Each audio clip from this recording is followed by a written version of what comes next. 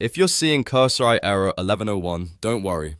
In this video, I'm going to walk you through the quickest fixes step by step so you can get cursor working again. This error is often caused by a temporary service issue, a network conflict, or an account session problem. So the good news is that there are a few simple things you can try before you waste time troubleshooting anything more advanced. If this video helps you out, make sure to hit the like button and subscribe for more easy software tutorials just like this.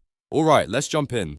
First, we need to check whether cursor is actually having a service outage. Open Chrome on your computer, then go to status.cursor.com. Once the page loads, look at the server status carefully and check whether cursor is reporting any active issues, degraded performance, or partial outages. If there is a known outage, the issue may not be on your device at all, and in that case, the best solution is usually to wait until the service is restored. This step is important because it saves you from changing settings unnecessarily when the real problem is on cursor's end. If the service looks fine, the next thing to do is disable any VPNs or proxies you might be using. Sometimes cursor's connection can get blocked or interrupted by routing tools, especially if they are changing your IP address frequently or filtering secure traffic.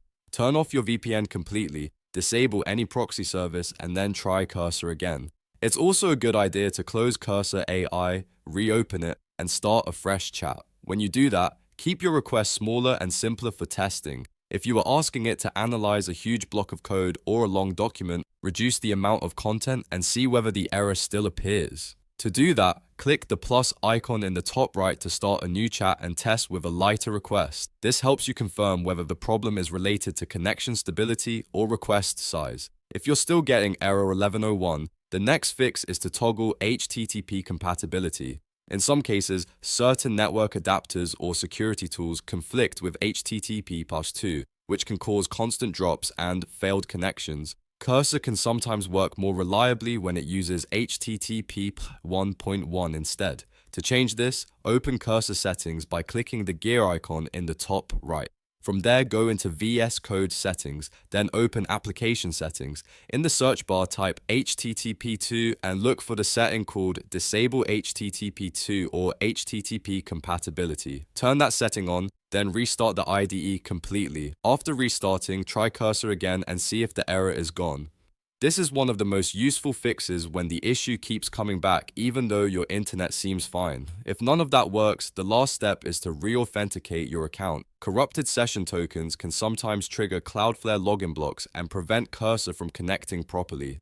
To refresh your login, go to cursor settings, then open general and scroll all the way down until you find the log out option. Sign out completely, then sign back in using your account again. This refreshes your session and can clear out authentication issues that are causing the 1101 error. So to recap, first check the cursor status page, then disable VPNs and proxies, start a fresh chat with a smaller request, toggle HTTP compatibility if needed, and finally log out and log back in to refresh your session. One of these steps usually fixes the problem, and in many cases, it only takes a minute or two. If this video helped you fix cursor AI error 1101, please give it a thumbs up and subscribe for more step-by-step tech tutorials. Thanks for watching, and I'll see you in the next one.